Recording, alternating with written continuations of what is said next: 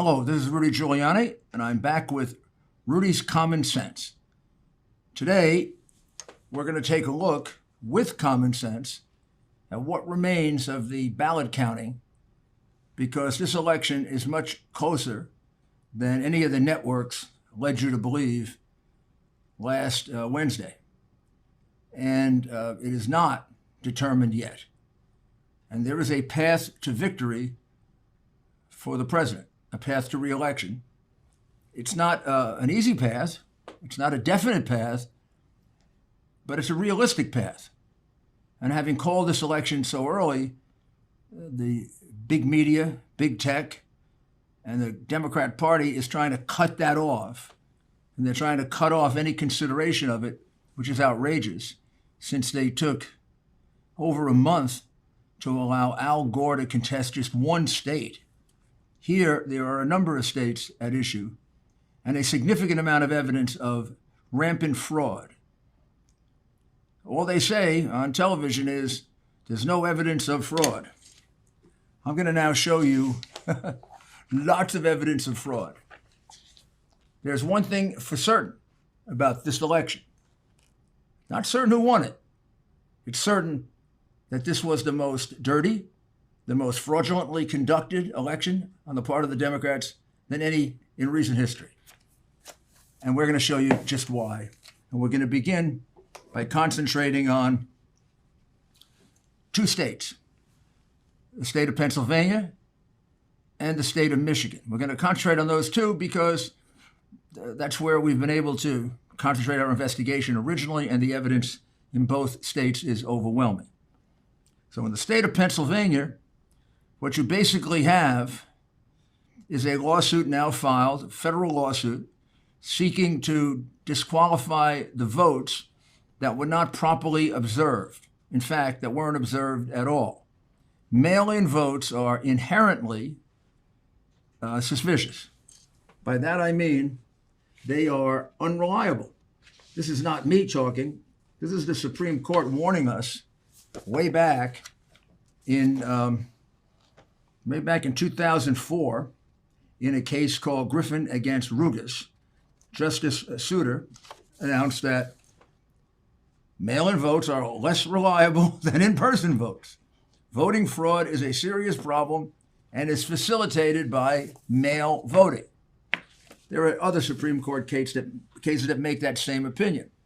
So having decided to go to mail voting, pushed very hard by the Democrats, there had to be built in some very, very strong guarantees that nothing would be done that would compromise the vote. So the major issue, the major device that was placed there is observation, which follows on what happens with absentee ballots. For years, when you examine absentee ballots, it's almost routine. There are three people at least there: the counter, a Republican, and a Democrat. Each one is opened. Envelope is looked at. You check the outer envelope, which is the envelope that provides really the security, because that's the one that's not anonymous. It has the name, the address, voter identification, other things that are indicia of reliability. You can check that against a voting roll. And once that is okay, both sides agree, you open it up. The ballot now virtually becomes anonymous, or should. And then, assuming there's nothing wrong with the inner envelope, every once in a while there is, usually not, then you place that in the voting bin, the votes that are going to be counted. The ones that are suspicious, you put aside. And many are put aside, 10, 20% in a usual absentee contest. They try to mimic that here by saying that all mail-in ballots, these new numerous mail-in ballots, now we're going to have for the first time, they had to be observed by both parties. Different states use slightly different languages. Both parties have to be present, both parties have to observe, both parties have to examine, but the end result is, as the court in Pennsylvania has already decided, whether we're talking about being present, being able to observe, being able to see, it means having the ability to see the markings on the envelope so that you can make a choice as to whether or not it's valid or it's invalid. And that's the only time you can make that choice. It's the only guarantee that that ballot is real or secure, is when you look at that envelope. If you deny the opportunity to see that envelope, you virtually have completely negated the process of security, and you've rendered the ballot, under the law of Pennsylvania and Michigan for sure, unlawful, illegal. This happened in the case in Pennsylvania. It happened in Philadelphia and Pittsburgh well over 600,000 times. By that I mean over 600,000 times the ballot was examined, it was looked at, the envelope was separated, and it was put in the voting bin, and the envelope was done away with. And no Republican, in fact, in many cases, no Democrat got a chance to look at it. Because every once in a while, there might be a Democrat who isn't reliable and might tell the truth. In fact, there is one. Totally unlawful. For 600,000 ballots. Every single one of those ballots is unlawful. And there's no reason to believe that many of them weren't phony ballots. Remember, on election night, Trump was ahead in Pennsylvania by 700,000 plus votes. That's an enormous lead. That's a lead very hard, if at all, able to be made up by legitimate voting. Mathematicians can differ somewhat, but most of them would tell you it's anywhere from 100% to 99% impossible to make up that with legal voting. Which is why in Philadelphia and in Pittsburgh, when the Republicans showed up that morning to do their duty as inspectors or whatever, observers or whatever you call them, different states call, they were put in a corral easily 20 feet away from where this process was going on. They were not allowed to get any closer. Anytime they got any closer, they were pushed back, threatened with arrest. And during that process, well over 3,000 ballots went through, according to the testimony and the affidavits of the witnesses in this lawsuit called Trump against Bakvar, which is filed in the United States District Court for the Middle District of Pennsylvania. This lawsuit asserts that when the testimony is put in, that well over 6,000 ballots, let me first go to Philadelphia, about 3,000 in Philadelphia, were examined, opened, and put in the voting bin without observation by an independent observer, Republican or Democrat, but certainly not Republican, that the envelope contained anything, much less information that would suggest that it's a secure ballot. Again, under the law of Pennsylvania, outlined in this lawsuit, that is an unlawful ballot.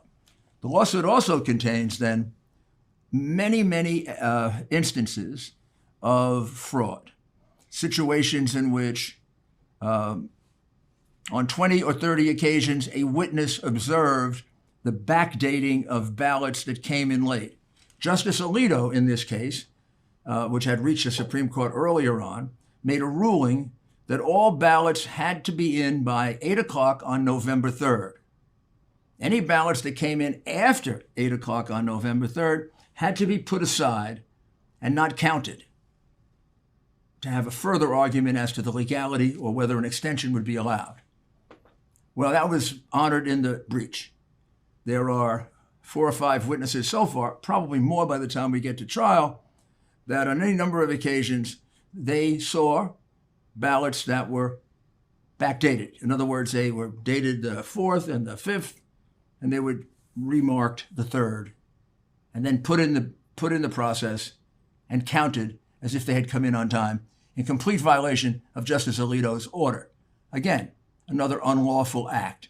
A little harder to quantify, but certainly gives you the sense of the out-of-control behavior in Philadelphia and in Pittsburgh, which, by the way, was not going on in most of the rest of the state, where the process was orderly, people were allowed to observe, people were allowed to watch. And when I say most of the rest of the state, that's most of the state that voted in large numbers for Donald J. Trump, whereas Pennsylvania and Pittsburgh were places where Biden got anywhere from 8 to 6 out of 10 votes. very large pluralities for him. So you can hide an illegal vote or illegal votes very easily in a situation like that. There also are examples of ballots that were cured without anyone being notified. In other words, there was something wrong with it and they fixed it up. They fixed up the ballot so that it would say Biden. There were observations of the counters actually, in many cases, taking no even look at the envelope beforehand to determine if it was secure. So not only did we have a Democrat or a Republican independently reviewing it, in many cases, the counter, the government official counting, didn't bother to look at the outer envelope, just took it, opened it, and took it, opened it, took it, opened it, took it, opened it. In other words, did no examination of security. Again, those numbers are not yet specified, but they were significant. This would be a good time to take a short break. If you want a good cigar, go to a good cigar shop.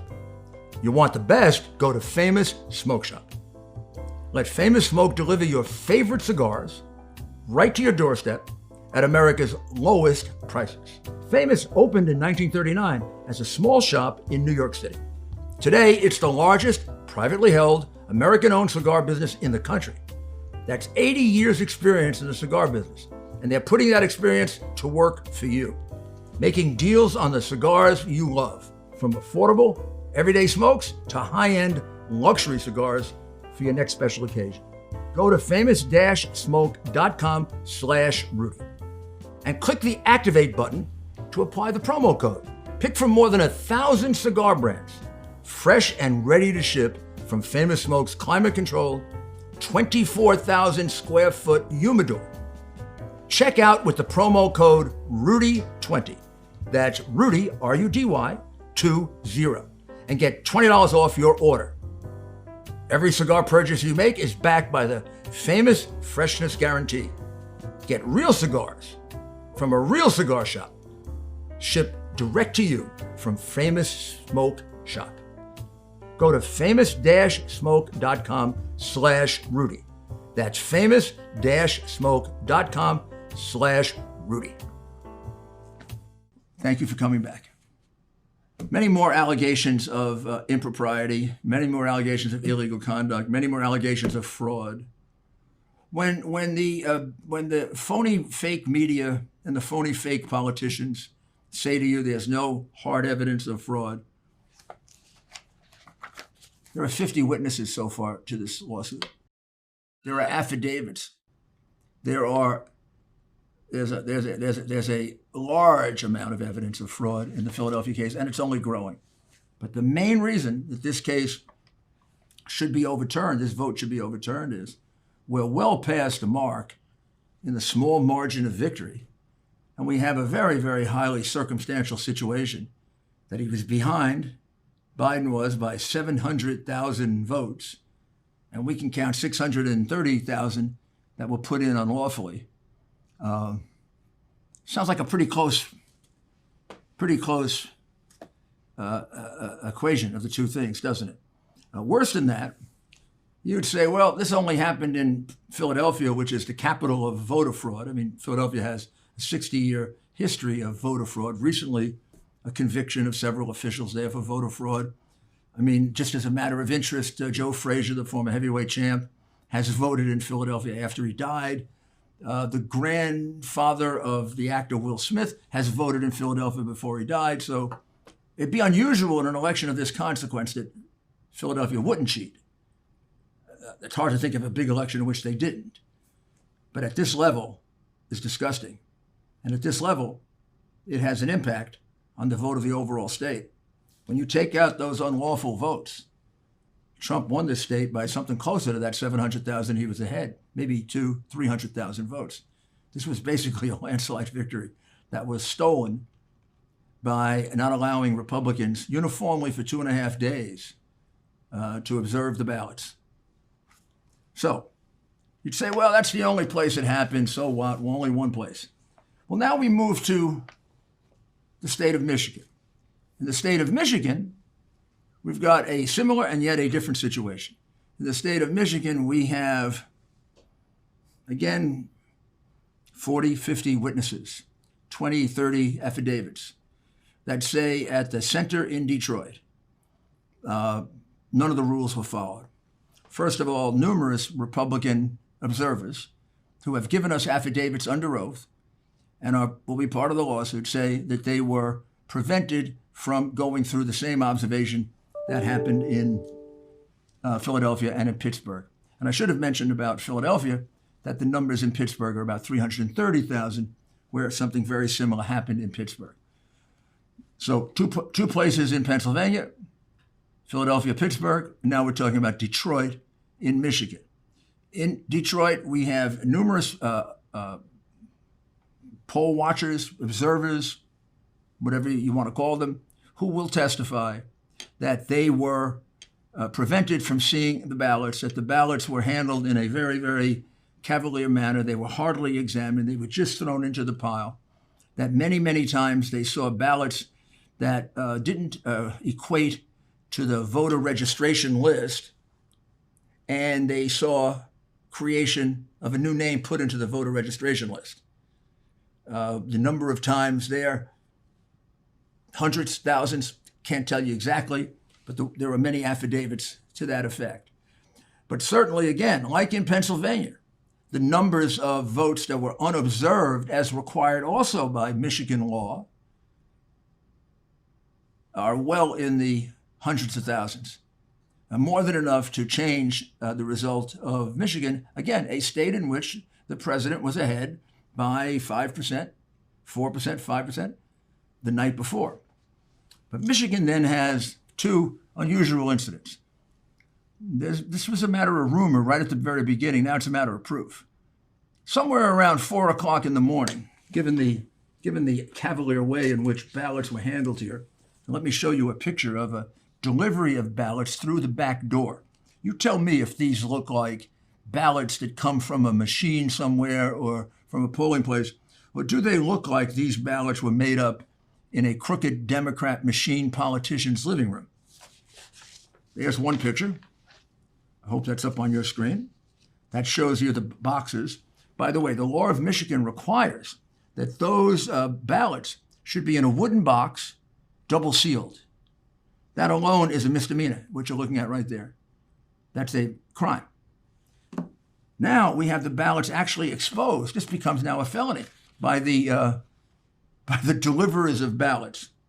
Do they seem to look like officials of the government in a very careful way delivering ballots from a machine? Or do they look like, here's a couple more ballots needed so we can catch up on Trump? What do you say? You decide. And then these ballots, in complete violation of the law of secrecy of voting, are left out on the street wide open. That's the way crooks handle ballots.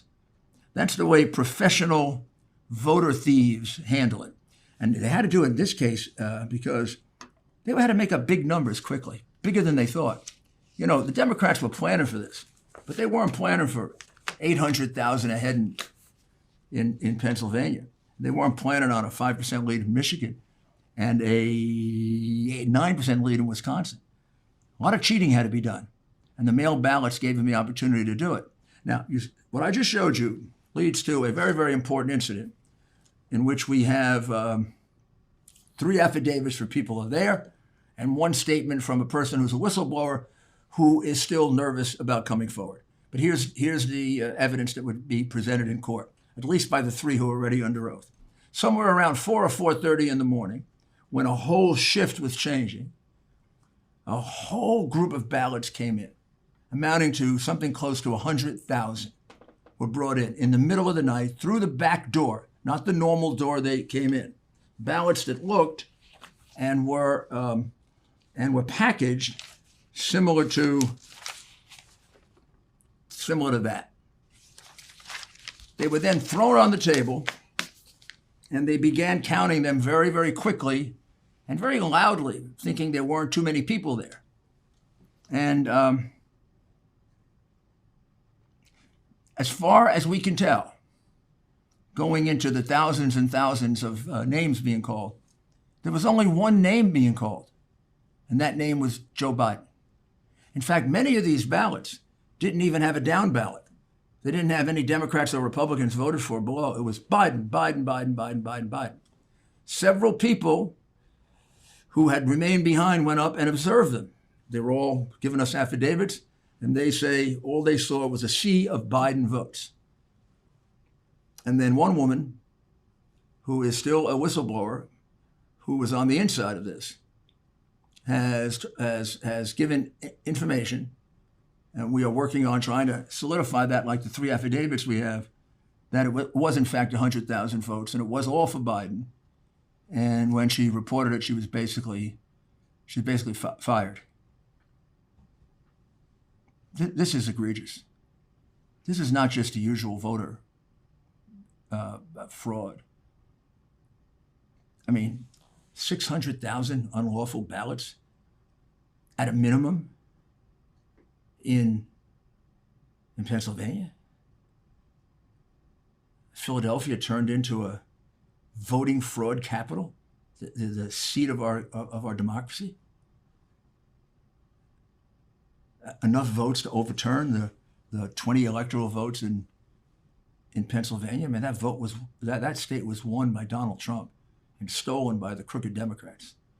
And then we go to Michigan, and we've got the same things going on. Republicans put in corrals. Republicans not able to see hundreds of thousands of ballots, all of which should be declared unlawful. But then we get this amazing scene of 100,000 ballots brought in at 4 a.m, which appear to be, as far as we can tell, all for Biden, or overwhelmingly for Biden. In fact, a witness, the whistleblower, who hasn't been able to testify yet, basically says it totally reversed the vote from the night before. Left, vote Trump ahead. By the morning, Trump behind, by the margin of these votes that all came in the middle of the night, that all seem to be, if not all, overwhelming majority seem to be for Biden. Let's take a short break as you digest these facts. How bad is it? Your back, knee, or neck pain? My knee pain was awful. I probably tried the same things you're trying to manage your pain. Topical ointments, pain relievers, fish oil, but nothing worked. Then I tried Omega XL. And here's why. The underlying cause of painful, achy joints and muscles is inflammation. The key is to knock down inflammation before it causes permanent damage. Backed by 35 years of research, that's exactly what Omega XL does. Nothing comes close to doing what Omega XL does. There's nothing like it. If you're suffering with painful, achy joints and muscles, stop wasting money and switch to Omega XL.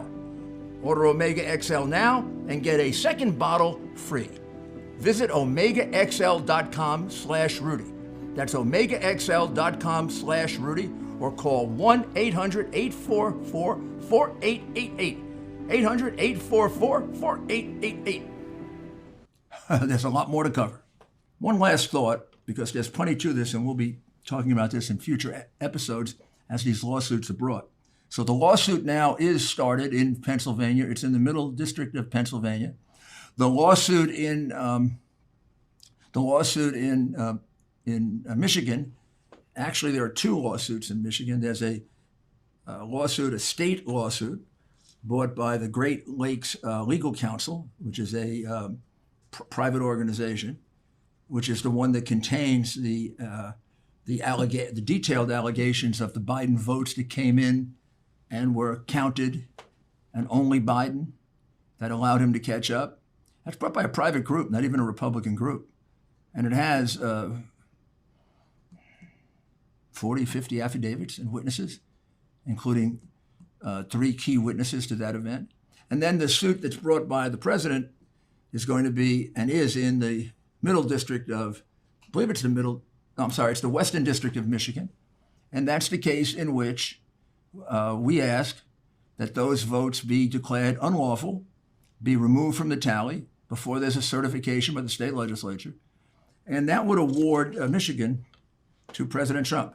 I want you to remember, under the Constitution of the United States, The Constitution that for this last year the Democratic Party has trashed so badly, it's disgraceful. And right down to the end, they're trashing it. The Constitution of the United States gives the state legislature the main authority to govern elections. They set rules. Every state legislature had a common rule, slightly worded differently. It was that any of these mail-in ballots, which were very suspect and very, very controversial, but all of these mail-in ballots had to be inspected by both sides, of course, right? I mean, otherwise, we know that politicians cheat. You give them a chance to cheat, you can't put them on the honor code, certainly not in these big Democratic districts.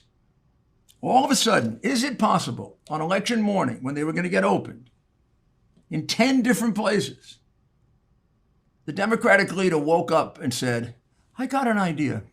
Let's put all the Republicans in corrals and not allow them to see any of the votes.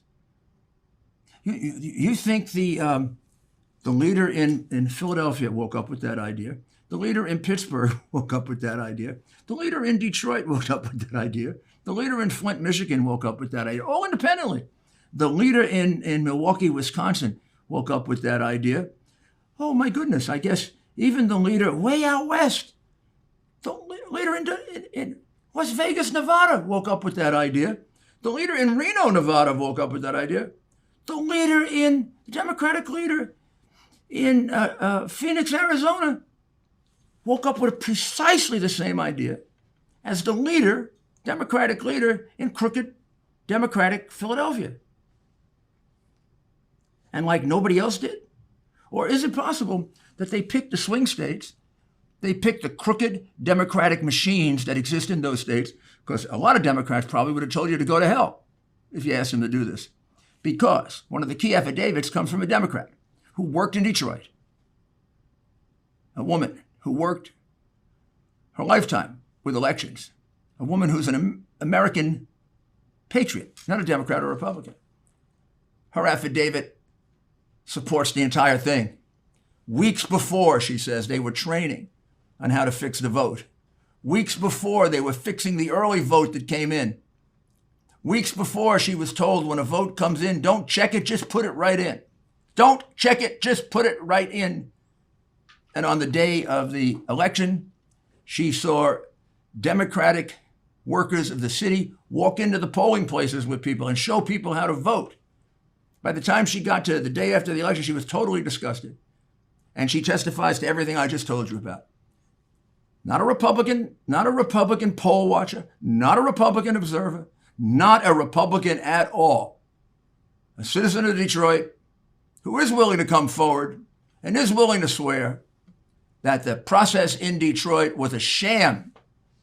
It was a complete horror show. It was vote for Biden. When they saw Trump vote, they made a face, and she says sometimes just destroyed it. Before Joe Biden starts, redecorating the Oval Office, I just have to tell him, it ain't over yet. There's a path to victory. It's not certain, but it's logical, possible, given the overwhelming evidence in Pennsylvania and Michigan of massive fraud, well beyond the numbers of Biden's rather small victory. And then the evidence that suspiciously all these states, Trump was ahead the night before and then all of a sudden behind. And then even more suspiciously, what I pointed out, the same exact process in 10 different places, but only in those 10 Democratic strongholds where corruption is there and they've stolen votes before. So when you look at those states and you look at the legal challenges that exist already as a matter of record and with affidavits, which is evidence, there is evidence of fraud. When they tell you there is no hard evidence of fraud, they are lying. Affidavits are evidence of fraud. Affidavits, again I say, are evidence of fraud. They are lying to you as they have been for 4 years. The American news media is now a propaganda outlet of the Democrat Party. This is evidence of fraud. Maybe true, maybe not true. Has to be tested in court. But this is called evidence. And we have to get around them, around the iron curtain of silence, to tell you, the American people, the truth. So let me show you a reasonable path to victory for Donald J. Trump and Vice President Pence. So North Carolina hasn't been called. It may never be called. He's won North Carolina. It's all the votes have been cast, and he's ahead by a much bigger margin than states that have been called for Biden. So I think we can safely give him North Carolina. So that moves him to 229 to Biden's 306 electoral votes. Now let me go in the order in which it's the most egregious. Pennsylvania was an exercise in fraud that's going to be legendary and historic when we're finished. The entire Philadelphia vote count area was turned into an armed camp with corrals. Republicans were put in corrals as if, we were counting votes in Soviet Russia, China, or Nazi Germany. And then Pittsburgh, not as bad. I mean, the reality is that Pittsburgh amateurs on voter fraud. In Pennsylvania, it's a profession. So Pennsylvania, about 2-1, total 600,000 votes, unlawful. That flips Pennsylvania. You can't possibly certify it. It's completely illegal and unlawful, plus a number of individual unlawful acts. So that's 20 electoral votes. That's a lot of electoral votes that take away from Biden and go to Trump. So now we're starting to get close. 249 for Trump, 286 for Biden. And all we did was give Trump North Carolina, which he has, and say that a state in which there are over 600,000 unlawful votes are going to flip. When we get to Michigan, the fraud, honestly, is broader in Michigan. Michigan's the place where the 100,000 ballots were brought in the middle of the night, virtually all for Biden, that look like the ballots I showed you. And only Biden's name checked off. Biden. So we flip Michigan. Oh my goodness. We flip Michigan. Trump is only 4 votes away from being reelected. Gee, what's the margin in Wisconsin? In the thousands? You know how much fraud there was in Wisconsin? In Milwaukee, the same thing was happening as was happening in Philadelphia, in Pittsburgh, in Detroit. This sort of pandemic of putting Republicans in corrals that independently occurred to each one of these Democrats that morning. Wisconsin could be easy to flip. Numbers are smaller, evidence just as solid. That puts him over the top. Over the top. Now, if he doesn't flip Wisconsin, let's say he doesn't flip Wisconsin, then we can be pretty certain we're going to flip Nevada. I mean, it is Nevada, and the evidence there is not only overwhelming, but already part of a criminal investigation and part of an independent lawsuit, like there is in Pennsylvania. Or if it isn't Nevada, it could be Arizona, where the number is also low, and the same thing happened. Republicans, I guess they got the horse corrals and put the Republican in the horse corrals there. So that gets you over the top also with Arizona. Should he get, and that would get him to 276.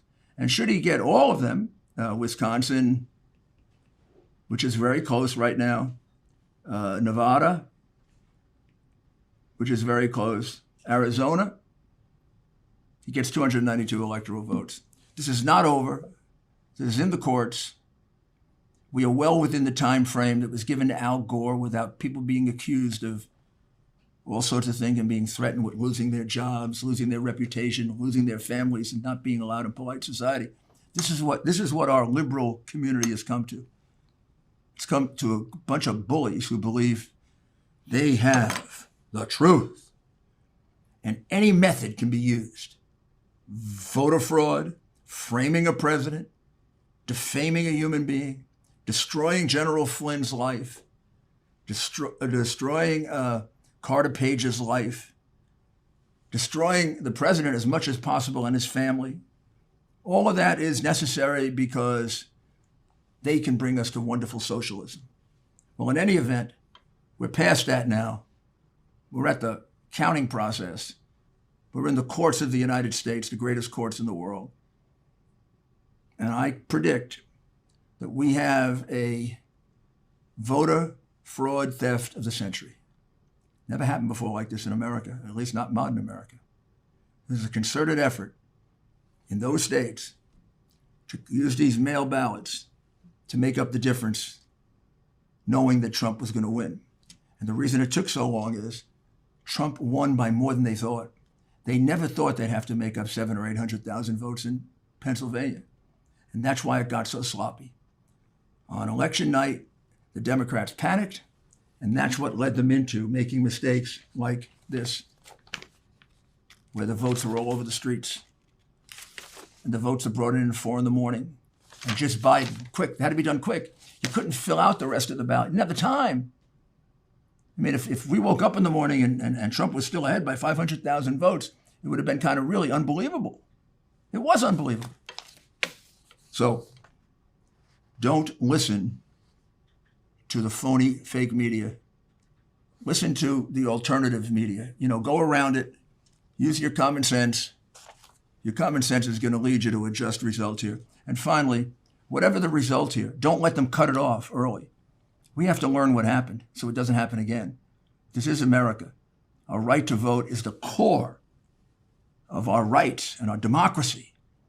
And what the Democrats did to our right to vote is disgraceful, and they should pay for it.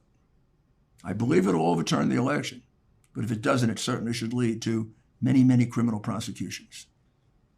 Thank you.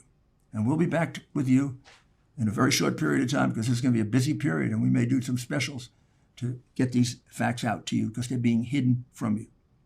Thank you very much.